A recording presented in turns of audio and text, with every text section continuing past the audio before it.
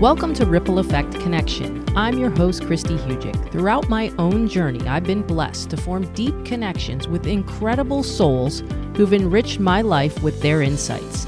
Today, I'm excited to extend these connections to you, bridging the gap between impactful messages and inspiring messengers.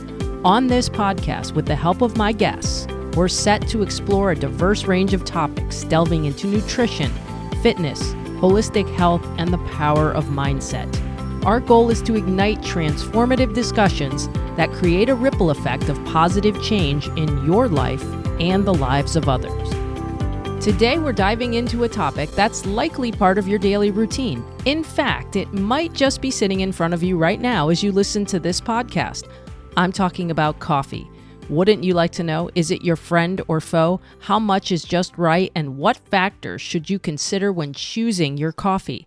And if you're not drinking it, you might be after you hear this podcast. Today, we have a very special guest to help us unravel the myths and highlight the benefits of Java. Andrew Salisbury, the visionary founder of Purity Coffee, will share the science behind crafting a health-friendly brew. Through Purity, Andrew has helped people with GI distress and mold allergies enjoy coffee worry-free. I can personally attest to how Purity allowed me to rekindle my love for coffee while prioritizing my well-being. You're about to hear the wisdom that will make that morning cup of joe even more exciting. Andrew, it is such a pleasure to have you here. I'm really honored that you took the time out to come on the podcast today. I'm big on the why behind everything. And so I think you have a really strong why. So I'd love to start there with you. What would you say your why is when it comes to what you have created with Purity and what you do with Purity Coffee? Yeah, I mean, it's my background really has nothing to do with coffee. It's been software, and I spent some time traveling with my wife and daughter after I sort of transitioned from that company. And my wife started having some health issues, really mainly low energy, difficult to get out of bed in the morning. And she would wake up feeling tired. And so we tried to do lots of different things, starting with the traditional sort of, normal sort of looking at diet, going to doctor's visits, that sort of thing. And then I sort of fixated for a little while on the fact that she was drinking a lot of coffee, as a lot of us do. She was sort of self-medicating, using coffee to get out of bed in the morning. And, originally from England, I'm a tea drinker. I used to be a tea drinker. And so I was trying to persuade her to give up her coffee. And naturally, she was very resistant. And she said, look, I require some real proof. If you want to show me that the coffee is bad for me, then, give me some evidence. So I met two professors at the Institute of Coffee Studies in Vanderbilt, and basically just asked them, okay, give me the truth. Is coffee good for you or bad for you? And what was interesting is they gave me this really long shopping list of the health benefits of coffee that I just wasn't aware of. And, starting with the number one source of antioxidants in the American diet. If you drink 3 to 5 cups of coffee a day, that's where you're getting the most antioxidants. From liver disease, liver prevention of type 2 diabetes. And it was a very, very long list. And that's sort of what got me down this path, because the next obvious question is, great, fantastic. I lose this argument with my wife. What coffee should I buy her? What coffee is making every decision based on health? And there wasn't any that they could point to. They could tell me what I should focus on, but they couldn't tell me a company that was doing it. And that sort of got us down that initial path of just saying, okay, something that people do every single day, without fail. If you're a coffee drinker, you never forget to have your morning cup of coffee. Why is there not more concentration on the quality of coffee that they drink for health? Yeah, and it's amazing too, because I think all of us that are in these kinds of spaces, we all have our own story that Yeah. led us to the path that we're down. And so I really, I loved your story and how it came about. And I think you touched on something that listeners do not always know or understand. There's so much conflicting info out in the world. This is good for you. This is bad for you. And you can find whatever side of that argument you want to be on. So many people want to know, is caffeine, is it good or bad for me? So how does a person, how would you say that a person can figure that out for themselves? And it's interesting because you went to sort of one of the original problems, which is that we have to separate in people's mind the idea that coffee is not caffeine and vice versa. Obviously, it contains caffeine, and that's the thing that a lot of people fixate on. But it also contains a very high level of a thing called chlorogenic acids, which are the antioxidants in the coffee. So antioxidants that you want are chlorogenic acids, trigonelline, caffeine, kawiol, some of the oils and the lipids on coffee. So step number one is to understand that it's more than just caffeine that you should fixate on. It could also be the health benefits of the coffee. So to answer your question, I would say this. You have to trust your body. There is no better indicator about whether something is good or bad for you than how it reacts in your body. But before you dismiss coffee in general, make sure that the coffee you're looking for avoids the bad stuff and maximizes the good stuff. So what does that mean? Avoid the bad stuff means that you don't want pesticides on your coffee. If you look at a coffee cherry, it looks a little bit like a grape. It's porous. It's often treated with pesticides in countries that don't have the same level of oversight that the US does. So you really don't want your coffee to be treated with pesticides. It needs to be organic. It needs to be specialty grade. And that means that the highest grade of coffee, for the simple reason that the lower grades of coffee have what's called primary defects, and all of those linked to health concerns, whether you roast the coffee, there are insect damage, chipped or broken beans. So, specialty coffee is very important. And the roast level is important because as you roast coffee, you roast away the antioxidants in the coffee. So while the caffeine is not going to vary hugely, the amount of antioxidants vary a lot, and you can create negative compounds in the roast. So I suppose the answer to the question is this. Watch your body, watch how your body reacts to the coffee, but make sure you're selecting a coffee that's high in antioxidants, and it is organic, regeneratively farmed if possible. Look for things like Smithsonian bird friendly and specialty grade. Yeah, and I think that leads us probably to our next question to talk about something else that I don't think the average person really understands, and that's that coffee can contain high levels of mold. And I think the world gravitates to mold is something visible I can see, and if I see something moldy in my fridge, I'm throwing it out. I'm not eating it, but it's not quite the same in coffee, and mycotoxins can't be seen. So I Yeah. want to talk about the importance of the stringent standards that you have with third-party mold testing for these mycotoxins. So can you talk about the mycotoxins and why they have become prominently talked about now in the coffee industry? Yeah, and it is sort of interesting. It is an important conversation, but the good news is it's an easy conversation to have a fix for. So, anytime you've got a humid climate, there's naturally moisture in the air. You're picking a cherry, you're leaving it by the side of the road, and all the way through the processing of that coffee, you want to make sure that mold never develops. Now, mold is not necessarily the problem because mold burns off in the roast. What doesn't burn off in the roast are the mycotoxins which eat the mold. So we can't ever let mold develop. So a lot of this is standards and food processing and the way that the coffee is, it goes through those high levels of standards. And then it's also testing. So you don't want mold to develop because it can lead to things like ochratoxin A, which is very bad for the kidneys. And the problem is that when people say, well, it burns off in the roast, it doesn't. It only burns off at a high enough level where you're basically eradicating all of the antioxidants in the coffee. So effectively, the safe kill step of mycotoxins is to roast or over roast the coffee, but then you're going to have another set of problems, which is you're not, drinking the coffee in a way that it could be really beneficial to your health. The reason I say that this is sort of a very important but an easy solution is simply this. All we need to do as consumers is ask our coffee companies to prove that they've been tested for mold and mycotoxins to be free of mold and mycotoxins. Of all the things that we do, our North Star was, every decision based on health, no compromise. The testing for mold and mycotoxins is the easiest test. A whole container costs $200 to test.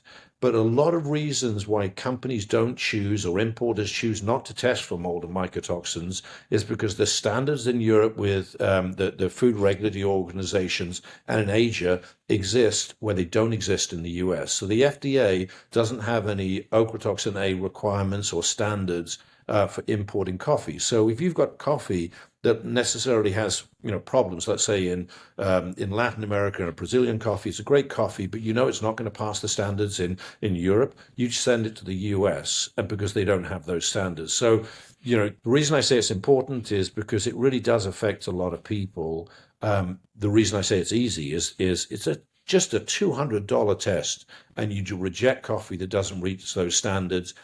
As consumers, we should ask every coffee company to test for mold and mycotoxins and guarantee that it's free of that. Yeah, and I think too the other thing is that you can get an organic coffee that's not doing this. So, that's what makes it hard on the consumer, right? Because you need to ask multiple questions here, but they're important questions to ask. And I've asked it of some coffee places that I know, and they're like, yeah, no, we don't test, or sometimes they do test, but it's not third party tested, which I know is a different even standard alone. Is yes, you might be testing it, but it's different when a third party gets involved. Am I correct on that?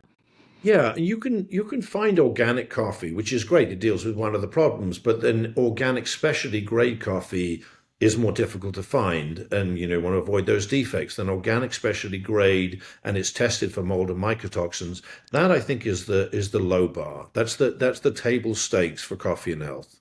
And yes, and I think third party testing is crucial just because I think we should all feel comfortable that our food is following food safety practices, and we adhere to those guidelines. Even if the government doesn't ask us to adhere to those guidelines, I think we should all have standards in an industry to make sure that your coffee is safe. Yeah, it's so true, and it's like that in a lot of things, right? And in the U.S., we're not really up to speed on these standards, and it's very different in other countries. Can you talk about some of the specific research that has inspired your approach to creating healthy coffee and how you have incorporated these findings into the products that you do have? I think I was very lucky in the beginning because I didn't have a coffee background. I could start with a clean sheet of paper. So what I was fascinated with is that there was no coffee that was focused on health. And so I was introduced to Professor Adriana Ferrar from the University of Brazil in Rio, and she's the head of nutrition there.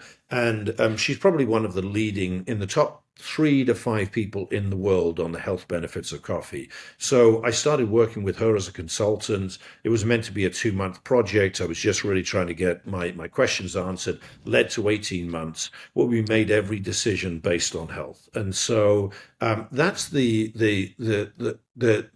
easy thing for us is that we had a bit of a North Star, and that North Star is we would make every decision based on health without compromise. And so a lot of these decisions aren't complicated. They're just ones that you have to take with a clean sheet of paper and have no vested interest in producing coffee that's either tastes a certain way or costs a certain level.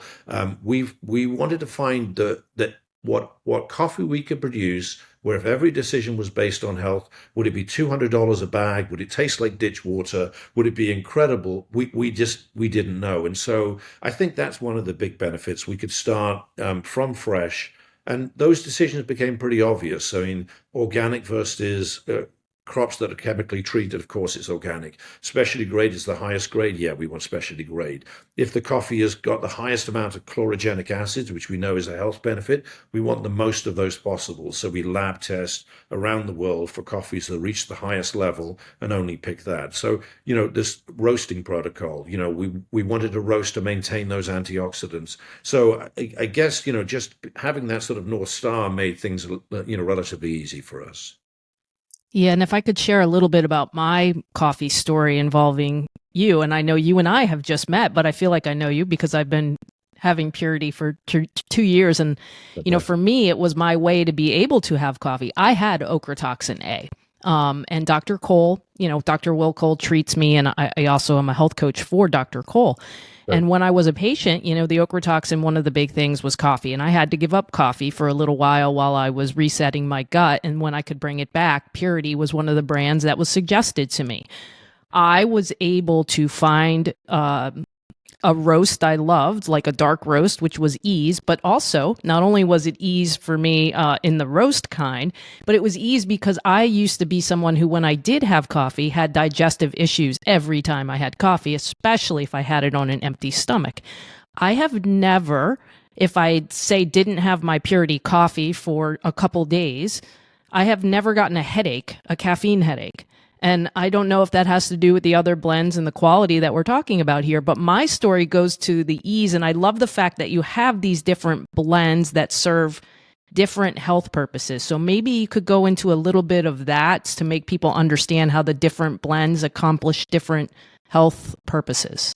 Sure. So the starting point is this, that there's an umbrella level of standards that we want all of our coffees to adhere to. So, the organic, regeneratively farmed, Smithsonian bird friendly, there's a lot of things that we look for. But what's interesting about coffee for particular ailments, and we're in the first rung of the ladder. I mean, we can follow the science to the letter, but there's still a lot of unknowns because there's a lot of variables. Your body is different, the amount of coffee you drink, the way you prepare it. So what we've done is we follow the science on what the likely effects are and what we should care about for various sort of concerns. So let's take the Ease coffee. That's a darker roast coffee. Some people like a darker roast coffee, but the problem is the darker you roast the coffee, the more you roast away the antioxidants. So we use a Loring smokeless roaster, maintains the antioxidants. But also what's interesting is the darker you roast the coffee, the chlorogenic acids, which are the antioxidants, turn into chlorogenic lactones, which go through the blood-brain barrier. So they're better for health, and they're also, the science is pointing to dementia, Alzheimer's, that a darker roast coffee, as long as you're not creating, it's called PAHs, polycyclic aromatic hydrocarbons, from any burnt food. As long as you don't get to that level where you're over roasting the coffee and you're creating chlorogenic lactones, then it's going to be better for brain health and gut health. And so that's why we roast the coffee that way. And we share all our statistics and all our numbers because we want people to collaborate with us. We want people to say, this is what's working for us, and anecdotally, if it's working. And so we're getting a lot of that positive feedback. Flow is a coffee which is focused on just overall high antioxidant coffee, none of the problems with mold mycotoxins that we talked about earlier. The Protect coffee for the liver, basically we look at two areas that we're focused on here. One is the processing of the coffee. So it's a honey processing method, which is where the fruit actually stays on the coffee bean as it dries. And so you have to be very careful about food safety standards, but it creates a coffee which is a little fruitier, easier to drink because volume is important with the liver. And so also it's a lighter roast, a lot lighter than the flow coffee, which means it's the highest in antioxidants. So we're trying to dial up and look at things like the CGAs in the coffee, the high level of antioxidants, and also cafestol, cawiol are really important for the liver. Freshness is very important.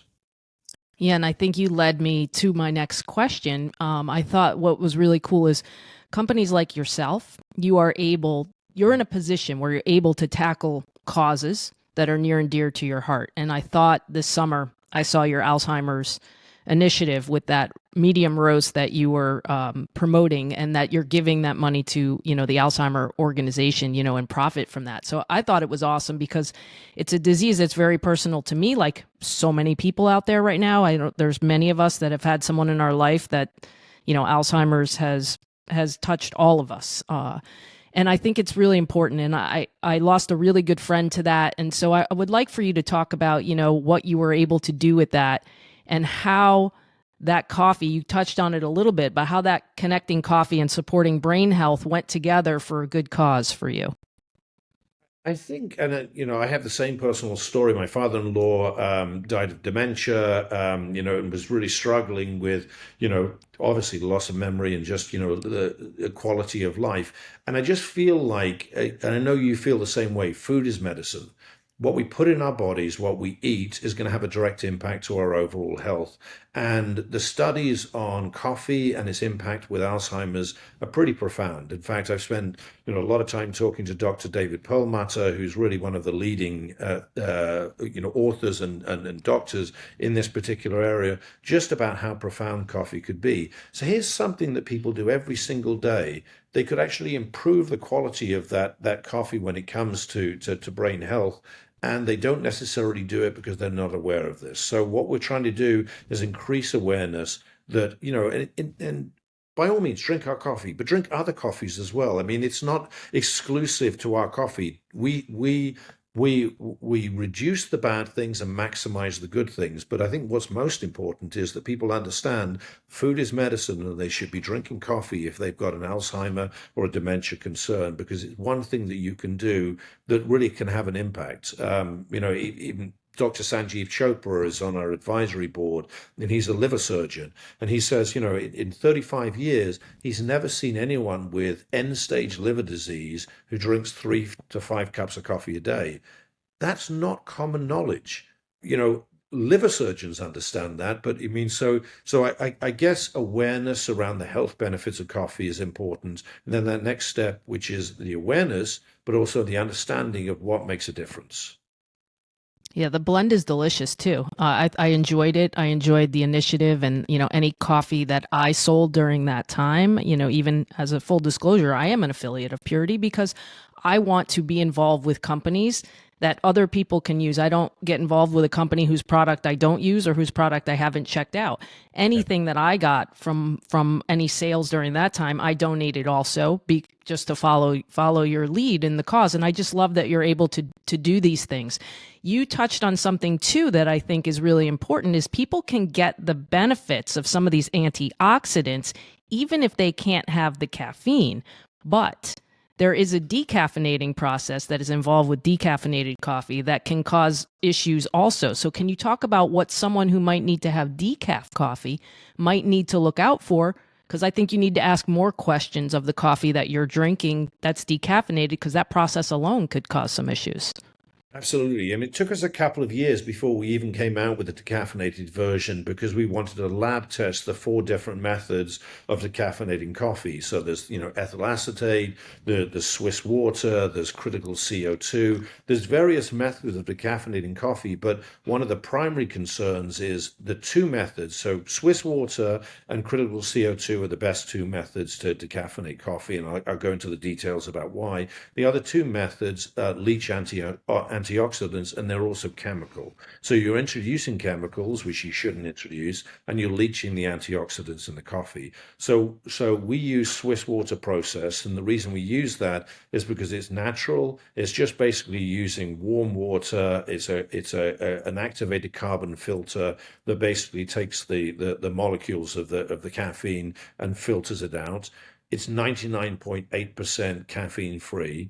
But the reason why I think it's really important is because the health benefits of coffee don't come from the caffeine. In a very few instances, they do. Parkinson's, for example, there's a few instances, there's some arguments about the liver health, and also using coffee for enemas. There's an argument that caffeine helps, but in most cases, it's the chlorogenic acids in the coffee. And if they're retained in a decaf coffee, and you can now drink a cup of coffee at night, or you can drink an extra cup of coffee you wouldn't normally drink, that's going to be good for your overall health. So having a decaffeinated version that's good for your health is sort of important.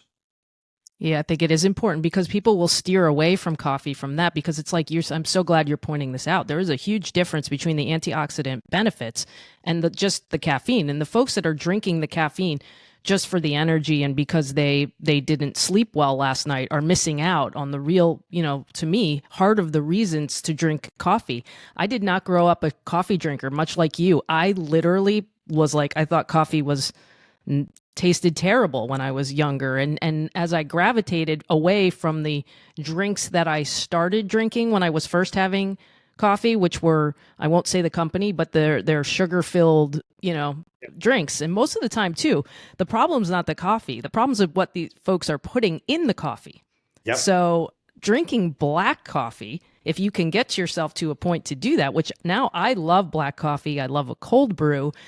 I think drinking black coffee has by itself too has a lot of health benefits. So I want to maybe touch on that with you, that make a reminder to people that you can make a cup of coffee unhealthy if you want to.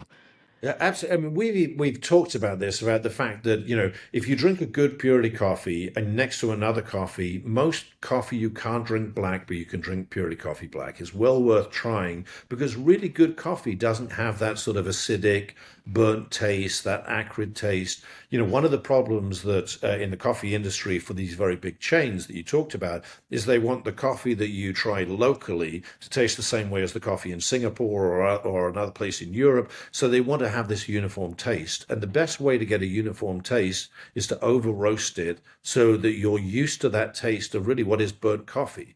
And that's what, it creates this sort of like this negative, reaction. I need to drink, put milk and sugars and that sort of thing to disguise the taste. If you've got great quality coffee, you don't need to disguise it.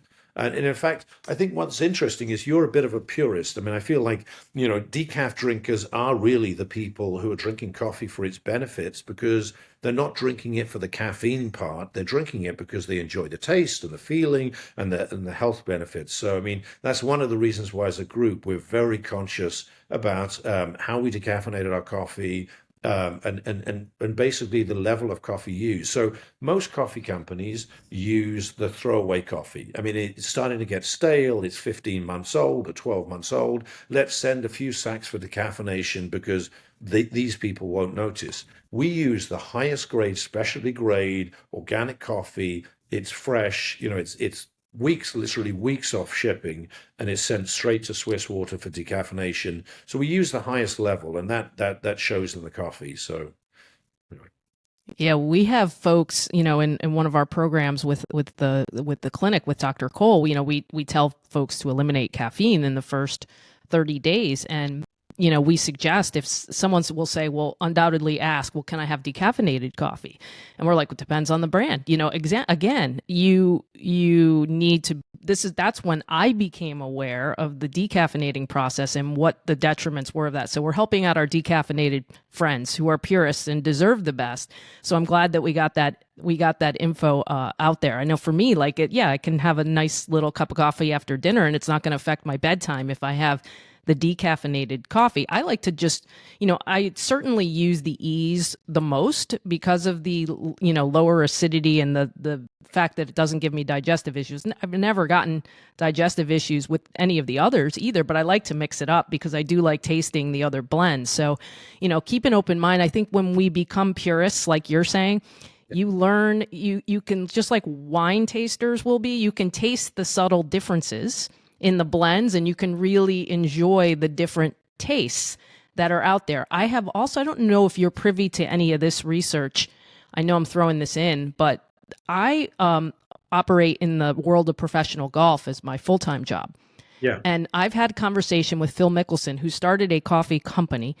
The reason why he started the coffee company was because he had psoriatic arthritis. And the doctor told him, drink as much coffee as you can because it reduced his C-reactive protein. And so I think there are some, and I don't have the PubMed studies in front of me, but there is research that if you can drink this black coffee, like you're saying, it really does have anti-inflammatory properties. Yeah, and for initially when we started looking at all the health benefits of coffee, I couldn't really understand, how it could be affecting liver health and prevention of type 2 diabetes and things like gout and tooth decay a wide range of health benefits. And of course, later on, I understood that it comes from the antioxidants in the coffee, which reduce inflammation in the body. So a reduction in inflammation wherever it's found in the body is going to be one of the impacts. Unfortunately, I don't think that can even be said. I mean, in terms of, I don't think that we have to be very careful about, making any links to food and anti-inflammation. But it seems to me a little bit crazy that there are foods that will reduce inflammation in your body, and you need to source those out. Yeah, he was big on it, and that's the reason why he started the company he did, Yeah. and why he does have his own coffee brand. Yeah. What's your favorite way then, Andrew, to consume some coffee? Now that you're one of us, Yeah. what's your favorite way to consume some coffee? I typically, I'll drink regular coffee until about 12, then I'll switch, as I'm getting older, switch to decaf in the afternoon just so it doesn't affect my sleep. I'm not really, I don't have this very sophisticated setup. I might use a Chemex pour over in the morning. I like the ritual of coffee. I like that first thing in the morning, making a cup of coffee for my wife and daughter if I can catch it before she goes to school. Just a pour over and then tasting different coffees. And I also have the benefit of trying new versions of coffees that we're experimenting with and farms we're trying to consider. But yeah, I'm very old school. It's the Chemex pour over most often. I do my husband likes the French press, so he'll use some in a French press. Sometimes the fact that you're one of the only companies that has this kind of coffee in a K cup is a lifesaver for me, because sometimes when I'm in a hurry, the K cups are a lifesaver. I've Yeah. also taken the K cups to use, even like the blend for the Alzheimer's research. I've taken that, and ground the coffee and then put it in. You can get a K cup that you can put your own, grind in. So I do. You touched on it though. The ritual is a big deal. And so one of the things I found myself grieving a little bit was the process of going to a coffee shop and just enjoying the Yeah. atmosphere, because now I'm so careful Hmm. about what I have. I've learned also I can have herbal teas at those, but you're Yeah. right. There is a ritual involved with coffee that's important. Yeah, yeah, that's right. I mean, I suppose it's sort of like, you transfer one ritual to another, and I don't miss the ritual of a coffee shop or, just because I think I would prefer to have a really amazing coffee at home than something that's disappointing when I travel. I mean, so that's a bit of the problem. I revert to being a tea drinker when I travel. Yeah, and I think too, one of the things that's helped me a lot is the fact that I can travel with the packets that are Yep. like a tea bag. Hmm. So that's what I do, because I do travel some for work, but I do work from home. So that's why I miss sometimes getting out to a coffee shop, because sometimes you get inside these walls and you're like, okay, I need to get out a little bit, So I do miss that, but I am thankful that you have the ways that we can take it on the road with you. One thing. So this is because you Okay. you now get a sneak preview. We're actually going to come out with a soluble coffee, which is our coffee soluble in an instant, basically, and it's cold brewed and then flash frozen. So it's amazing to deal with that travel problem. Oh my goodness, Yeah. that is amazing. Thank you for giving us that. That feels like a big privilege that you give me that, and that also sounds perfect for me. So Oh, you'll love it. that gets me fired up. Yeah, you'll love it. It's great. Well, we're going to offer folks a discount that listen to this podcast, but I want to first allow people to hear how to connect with you and the brand, and where they can learn more about what we've talked about today. Yeah, just come to puritycoffee.com, and I think your code is Coach Christie, is that right, for 20%? Yes. Hmm.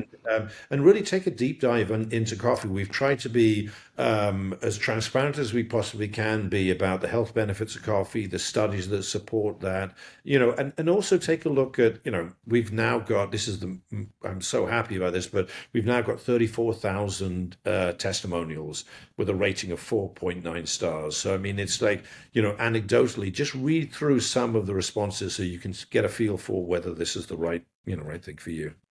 Yeah, I think it's great. And I think you touched on it, right? Knowledge is power. Just know the information. And I think part of what we're doing here today that people, it's awareness. You can choose to drink whatever you would like to drink, but you should know what you're drinking would Yeah. be I think our pitch in general. Well, Andrew, I really appreciate you coming on. I hope that I didn't take up too much of your time on a busy day, but you can come back and visit anytime. We can talk coffee all the time. Excellent. I appreciate you having me on the program. That's a wrap for this episode of Ripple Effect Connection. We hope you enjoyed our discussion on how to connect coffee and health. A big thank you to Andrew Salisbury of Purity Coffee for joining us.